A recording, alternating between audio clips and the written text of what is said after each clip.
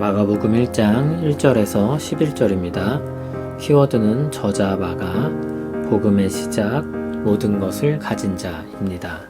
하나님의 아들 예수 그리스도의 복음의 시작이라.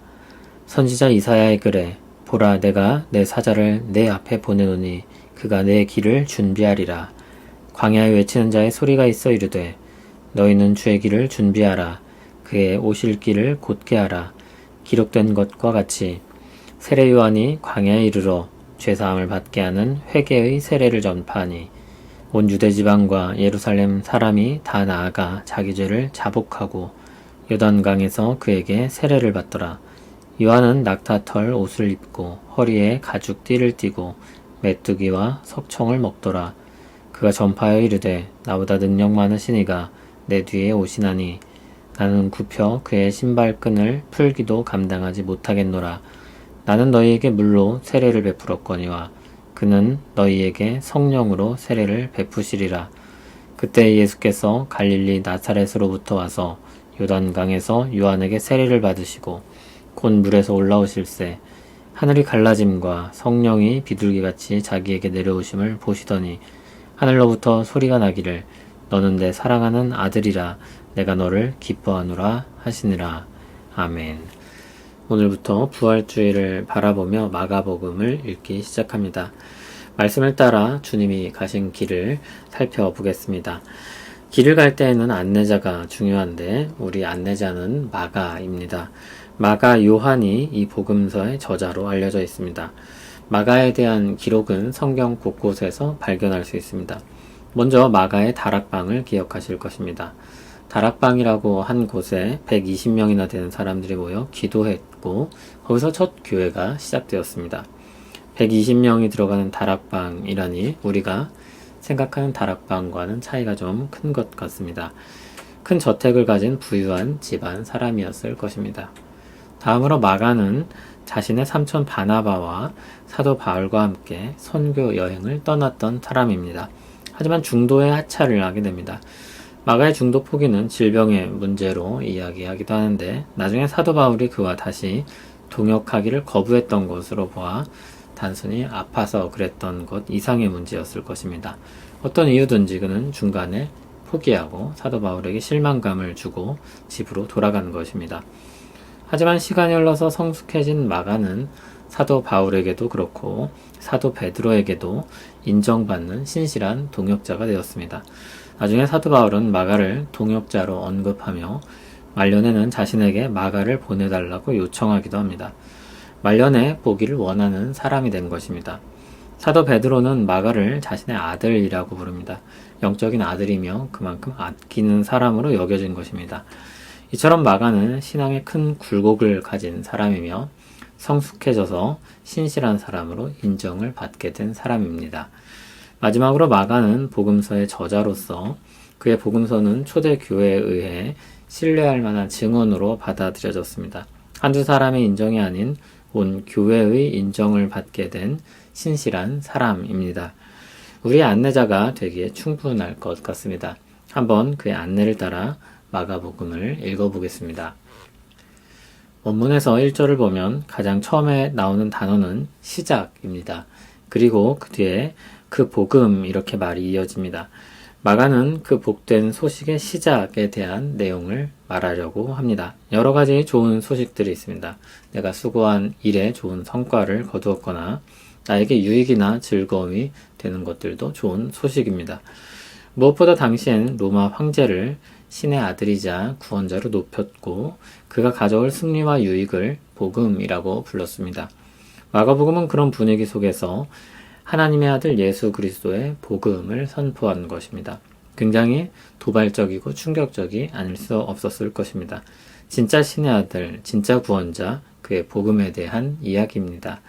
하나님의 아들 예수 그리스도, 이분이 오신 소식이야말로 복음, 즉 놀랍고 기쁜 소식입니다. 놀라운 것은 하나님의 아들이 이 땅에 오셨는데 우리를 구원하시기 위해 우리를 대신하여 그분이 십자가에서 죽으셨다는 사실입니다. 그분은 이사야 선지자에 의해 예언된 분이었습니다. 하나님은 그분에 앞서 준비할 사람을 보내시겠다고 했습니다. 광야에서 외치는 자인 세례 요한입니다. 세례요한이 광야에서 무엇을 외치며 주님이 오실 길을 예비합니까? 죄사함을 받게 하는 회개의 세례입니다. 다시 말해 그가 주님 오실 길을 예비하는 일은 사람들을 회개하게 하는 일이었습니다. 사람들의 마음을 돌이켜 하나님께로 돌아오도록 하는 것입니다. 세례 요한은 엘리야 선지자를 연상시키는 모습으로 활동했습니다. 6절을 보면 세례 요한은 낙타 털옷을 입고 허리에 가죽띠를 띠고 메뚜기와 석청을 먹었습니다. 열왕기하 1장 8절을 보면 이 모습은 엘리야와 같았습니다. 말라기 선지자 이후에 이스라엘은 엘리야와 같이 광야에서 외칠 선지자를 기다렸습니다. 그러나 하나님의 말씀은 400년 동안 들리지 않았습니다. 그러던 중 요한이 등장했고 이스라엘은 그를 주목해서 보지 않을 수 없었습니다. 모든 사람의 이목이 집중되었을 때 요한은 그의 역할에 충실합니다. 주님이 오실 길을 예비하는 것입니다. 그는 결코 주인공이 되려고 하지 않았습니다. 그는 자신보다 능력 많으신 이를 소개하는 역할을 성실하게 감당했습니다. 그리고 그는 자신이 주님의 신발끈을 풀 자격도 없다고 했습니다. 그분은 성령으로 세례를 베풀 뿐이라고 했습니다. 예수님은 요한을 찾아가서 그에게 세례를 받으십니다. 그리고 그 세례는 예수님께서 참으로 하나님의 아들 예수 그리스도이심을 보여주었습니다. 하늘은 갈라지고 성령님이 비둘기같이 내려오셨습니다. 하늘에서는 너는 내 사랑하는 아들이라 내가 너를 기뻐하노라 라는 말씀이 들렸습니다. 그렇게 하나님의 아들 예수 그리스도의 복음이 시작되었습니다. 참된 구원의 역사가 시작된 것입니다. 광야에서 소리가 들려옵니다. 그곳은 하나님께서 자기 백성을 돌보시고 인도하셨던 곳입니다. 하지만 광야는 척박한 곳입니다. 광야는 그래서 역설적으로 하나님이 자기 백성과 함께 하심을 가장 잘 보여줄 수 있는 곳이기도 했습니다. 그곳은 생명이 뿌리낼 수 없어 보였지만 이스라엘 민족은 거기서 40년을 살았습니다. 거기서 하나님의 말씀을 들었습니다. 생명을 공급받았습니다. 하나님의 말씀으로 사는 것을 경험한 것입니다. 정착하지 못한 채 텐트를 폈다 접었다 걷고 또 걷는 그 땅, 그 길 가운데 보살핌을 받았고 인도함을 받았습니다. 다시 생명이 없어 보이는 그곳에서 생명의 소리가 들려옵니다. 모든 것을 다 갖추고 있는 로마의 도시가 아니라 힘과 권력을 가진 로마의 황제로부터가 아니라 광야에서 그 소리가 들려옵니다. 사람들을 구원해 줄 것만 같은 목소리는 과거에 로마 때 있다가 사라졌을까요? 복음의 소식처럼 들리는 소리는 지금도 많습니다.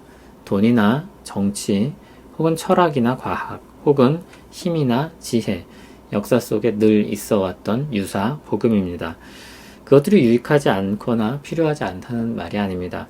그것이 참으로 사람을 살리는 복음은 아니라는 것입니다. 그 환상에서 나와 하나님의 아들 예수 그리스도를 믿어야 합니다. 그것이 참된 회개이며 생명을 얻는 길입니다. 그것을 소유하셨습니까? 모든 것을 가진 것입니다. 예수 그리스도를 소유하셨습니까? 생명을 얻은 것입니다. 우리에게 복음을 듣게 하시며 참 생명을 얻게 하신 하나님을 찬송합니다. 우리가 주님의 은혜 가운데 있음을 알게 하시고 하나님이 공급하시는 힘으로 살게 하시니 감사합니다. 매일의 하루가 그냥 흘려보내는 날들이 아니라 우리를 깊어지게 하는 나날이 되게 하옵소서. 주를 힘입어 광야를 지나고 주께 참 생명이 있음을 고백하게 하옵소서. 예수님 이름으로 기도합니다. 아멘.